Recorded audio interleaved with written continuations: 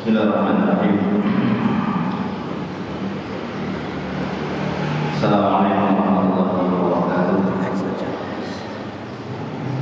Innal hamdalillah nahmaduhu wa nasta'inuhu wa nastaghfiruh wa na'udzu billahi min shururi anfusina wa min sayyiati a'malina.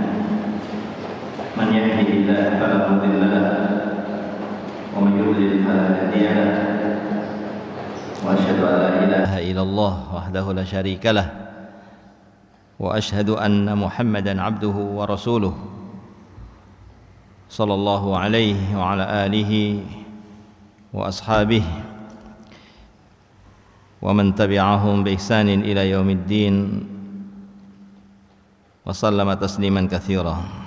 أما بعد، فمعاشر الأساتذة والأستاذات rahimakumullah, kita manfaatkan waktu beberapa menit ke depan sebagaimana biasa untuk kita mengambil faedah, untuk kita belajar bersama mengambil faedah dari kitab Aina Nahnu min Akhlaqis Salaf yang ditulis oleh Syekh Abdul Aziz Ibn Nasir Al-Jalil atau Julayil dan Syekh Bahauddin Ibn Fatih Aqil. Dan kita telah masuk pada As-Salaf wal Fitnah fid Din. Halaman berapa ya?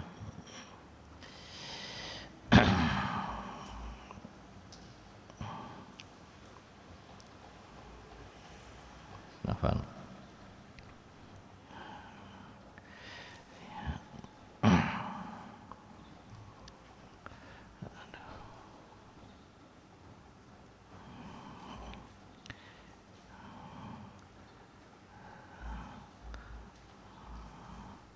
Ya, as-salaf wal fitan fid din. Salaf dan ujian mereka dalam menjalankan agama Allah, dalam menegakkan agama Allah Subhanahu wa taala.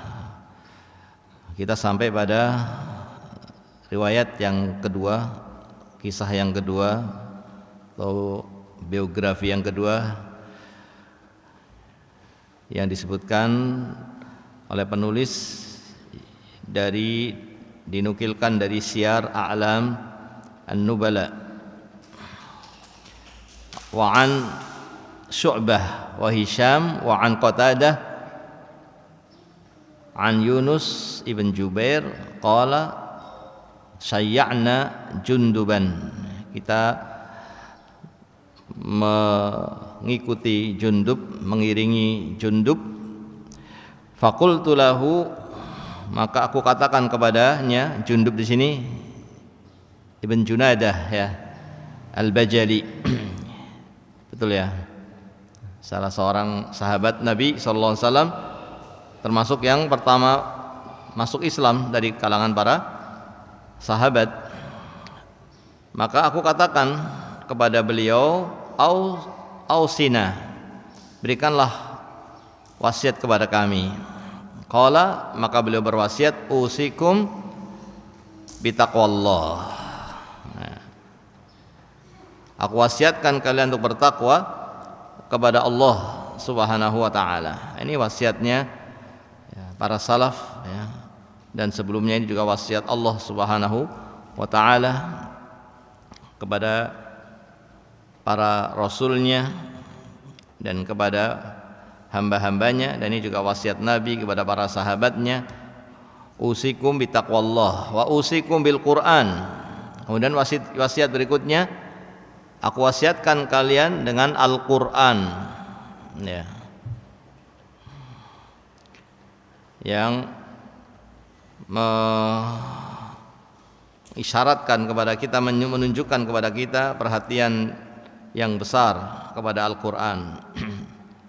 Beliau menginginkan agar kita memberikan perhatian yang besar terhadap Al-Quran. Fa'innahu nurun, ini menunjukkan sebabnya. Mengapa aku wasiatkan dengan Quran? Karena fa innahu nurun bil lail al mudlim, karena Al-Qur'an itu adalah nur, ya, cahaya. Nah, pada saat malam yang gelap, ya. Nah, Allah menyatakan apa? Wa anzalna ilaikum nuran mubina ya ayuhan nas qad ja'akum burhanun min rabbikum wa anzalna ilaikum nuran mubina. Bahkan bukan hanya Quran saja, semua kitab yang Allah turunkan, semua kitab yang Allah turunkan semuanya adalah cahaya yang akan menerangi orang, ya, yang mengamalkannya, memahami dan mengamalkannya dalam hidupnya di dunia, dari cahaya dari kegelapan. Maksudnya kegelapan kejahilan, kegelapan maksiat, kegelapan bid'ah, dan yang lebih gelap lagi adalah kesyirikan, yang menerangi supaya selamat dari kegelapan itu semuanya adalah Al-Quran. Al-Quran sebagai ilmu yang akan menjelaskan tentang kemaksiatan, ya, tentang kesesatan, sehingga menjadi jelas mana yang hak dan mana yang batil. Wahudan bin nahar, dan sebagai petunjuk di siang hari, ya. Ini salah satu sifat dari sifat-sifat apa? Al-Quran. Dikatakan sebagai cahaya, dikatakan sebagai petunjuk. Nah, hudal linnas, ya. Apalagi hudal lil muttaqin. Kemudian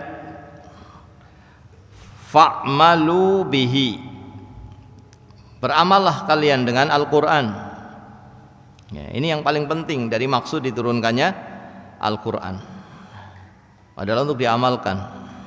Di samping tentunya membacanya juga memiliki apa? Keutamaan, mentadabburinya juga memiliki keutamaan. Tapi yang paling besarnya adalah apa? Mengamalkannya. Itu yang paling besar.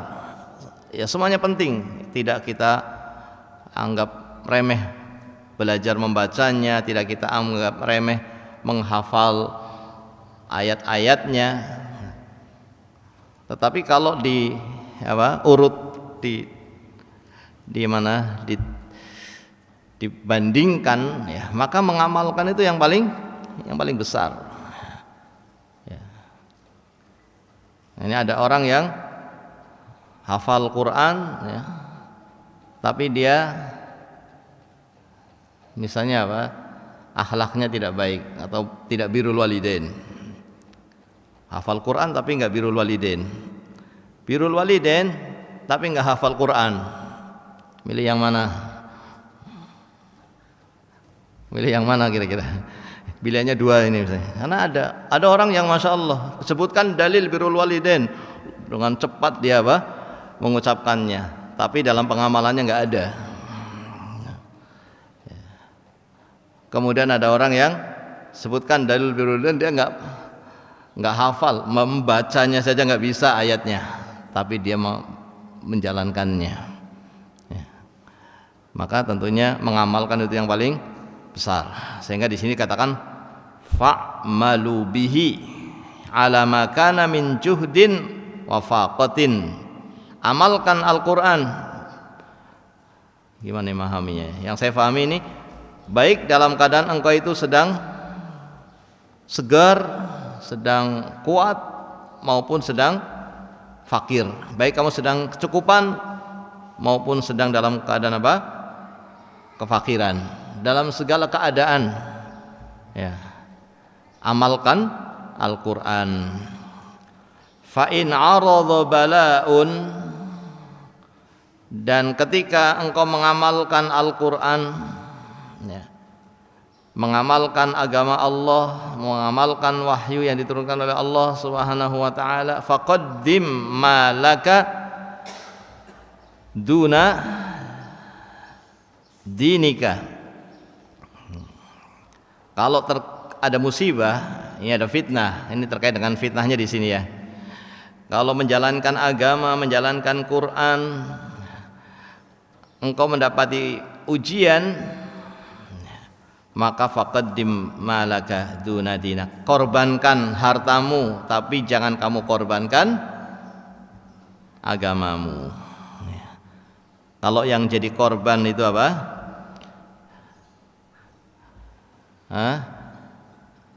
Harta, yang jadi korban itu harta, maka masih ringan daripada yang menjadi korban adalah apa? Agama. Ini ketika mendapatkan ujian, kok kita kehilangan harta kita, itu ringan. Tapi kalau yang hilang itu adalah agama, maka kita kehilangan, ibarat bisnis kita sudah nggak punya ra'sul mal, ya, sudah nggak punya modal. Apa artinya hidup tanpa memiliki Islam? Ya, sudah habis-habisan sudah itu, sudah nggak punya apa-apa. Meskipun hartanya banyak, kemudian agama jadikan apa? Dijadikan, dikorbankan, maka tidak ada artinya. Ini saya pernah mendengarkan dari siapa?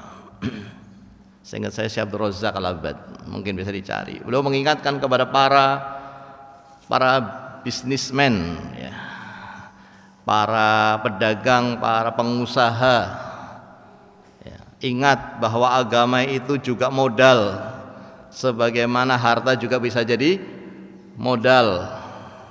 Harta jadi modal untuk usaha, tapi modal untuk kehidupan ini adalah agama kita, dan itu lebih besar daripada modal yang berupa harta.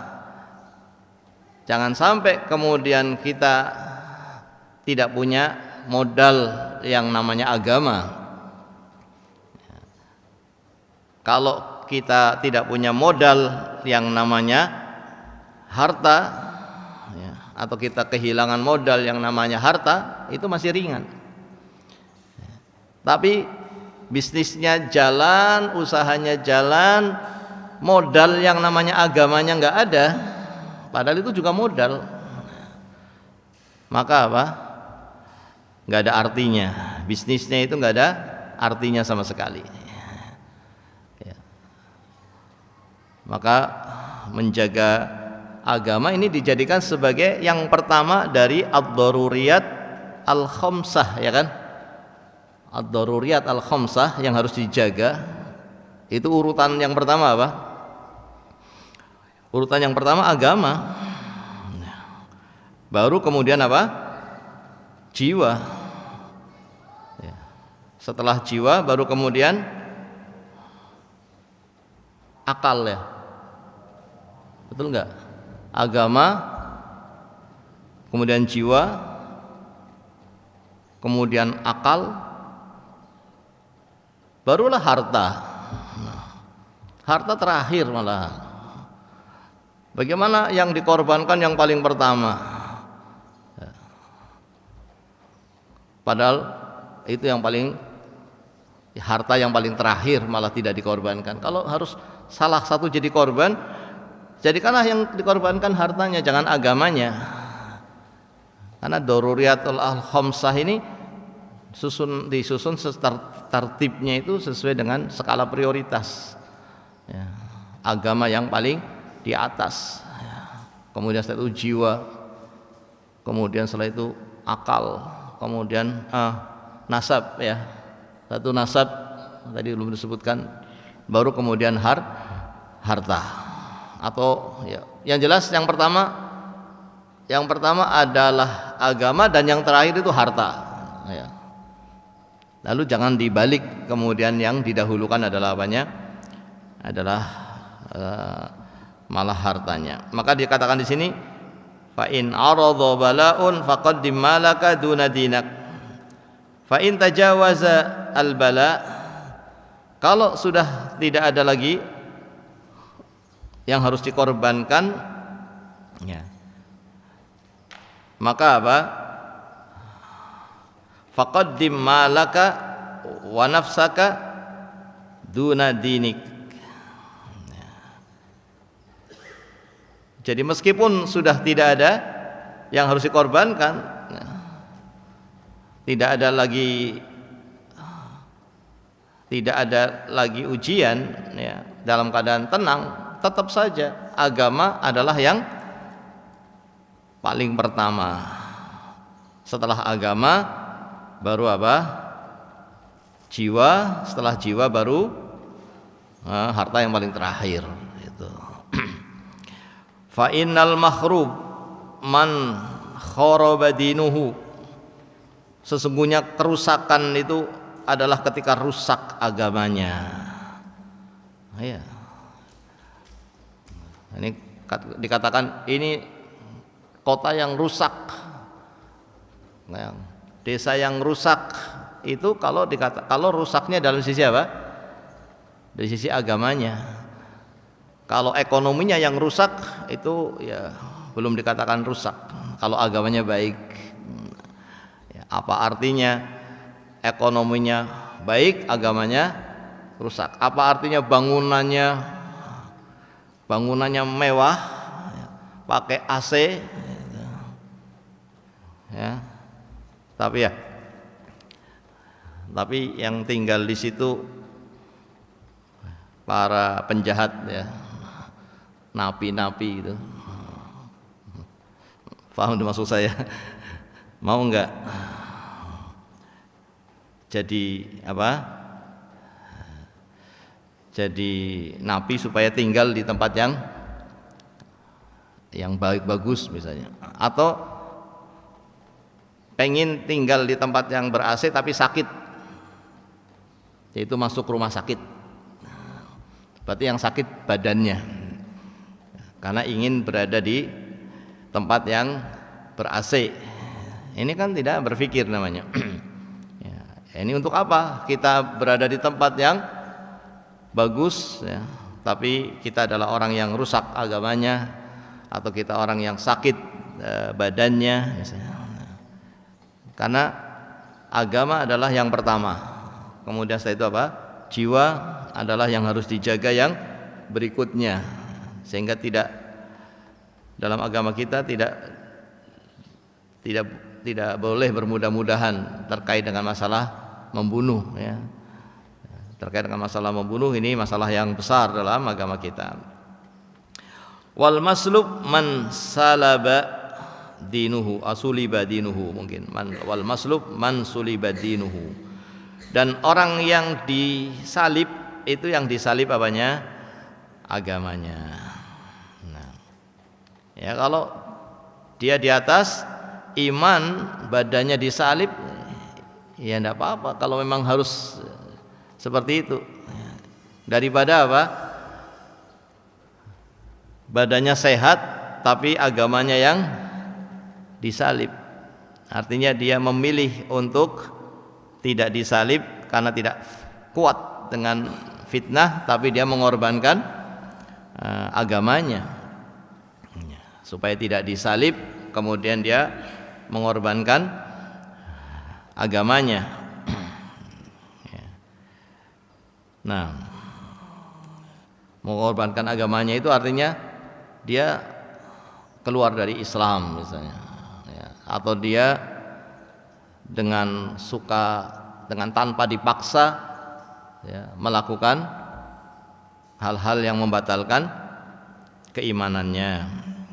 Ya, kalau dipaksa, sebagaimana yang kemarin kita sebutkan, ya, ketika dipaksa tapi hatinya tenang, maka dia tidak berdosa. Yang penting hatinya tenang di atas keimanan. Dan hati kan tidak bisa dipaksa. Hati bisa nggak dipaksa? Hati nggak bisa dipaksa. Kalau badan bisa dipaksa, maka keyakinan, ya, agama ini harus dijaga lebih daripada yang lainnya. Wa'lam annahu la faqata ba'dal jannah wala ghinan ba'dan nar. Tidak ada lagi kefakiran ketika sudah masuk surga. Harus sudah masuk surga sudah. Jadi sabar. Fakir jangan dikorbankan apanya? Agamanya.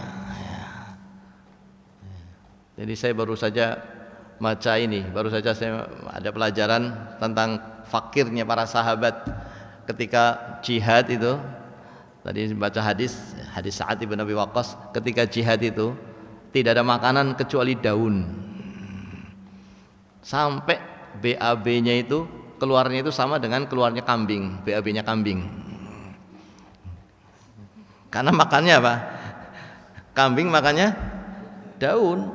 Nah ini BAB-nya manusia, keluarnya kayak itu juga, karena tidak ada makanan apapun kecuali daun.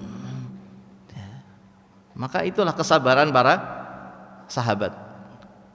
Belum nanti kesabaran Nabi kita Muhammad SAW yang tidak ada dalam beberapa bulan kecuali hanya kurma dan air misalnya. Ya. Bukan berarti Nabi SAW itu miskin, tidak. Bukan berarti Nabi nggak punya apa-apa. Nabi hartanya banyak tapi digunakan di jalan Allah Subhanahu Wa Taala. Digunakan untuk akhirat, sehingga hidupnya pun apa? Miskin. Nah itu sabar. Maka di sini menunjukkan pentingnya seseorang untuk bersabar dengan kefakiran, karena nanti kalau sudah lulus ujian sampai ke surganya Allah Subhanahu wa taala, sudah tidak ada lagi yang namanya kefakiran. Adapun yang masuk surga tidak ada ghinan ba'dan nar. Ya, enggak pernah ada kekayaan kalau masuk neraka, enggak pernah dapat apapun. Ya, setelah masuk neraka enggak pernah dapat nikmat. Kalau dia sebagai penghuni neraka yang selamanya, ya sudah, dia tidak akan keluar dan tidak akan pernah mendapatkan nikmat. Makanya nggak dikatakan orang hidup. Orang hidup kan meskipun di dunia meskipun susah, tapi kan masih dikatakan hidup, karena susahnya di dunia masih ada dapat nikmat. Tapi kalau di neraka itu tidak dikatakan lagi orang hidup, meskipun juga bukan orang mati. Hidup ya tidak, mati ya tidak. Kalau di dunia fakir masih hidup karena masih dapat nikmat. Tapi di neraka tidak dikatakan hidup meskipun tidak mati. Karena bagaimana mau dikatakan hidup, nikmat sedikit pun tidak dapat, dan tidak dikatakan mati, memang kenyataannya tidak mati. Kenyataannya tidak mati. Tapi kok kenapa tidak mati kok tidak hidup? Karena kalau hidup masih dapat apa? Nikmat. Nah ini enggak ada nikmat sama sekali. La yamutu fiha wala yahya. Fa nasallallahu subhanahu wa ta'ala salamah. Kita memohon kepada Allah Subhanahu wa taala keselamatan. Mudah-mudahan Allah senantiasa menjaga dan memperbaiki agama kita. Ya Allahumma aslih lana dinana alladhi huwa ismatu amrina, wa aslih lana dunyana allati fiha ma'ashuna, wa aslih lana akhiratana allati fiha ma'aduna, waj'alil hayata ziyadatan lana fi kulli khair, waj'alil mauta rahatan lana min kulli syarr. Sallallahu alaihi nabiyina Muhammad wa ala alihi wa sahbihi ajma'in. Subhanakallahumma bihamdika asyhadu an la ilaha illa anta astaghfiruka wa atubu ilaik. Tafadhalu.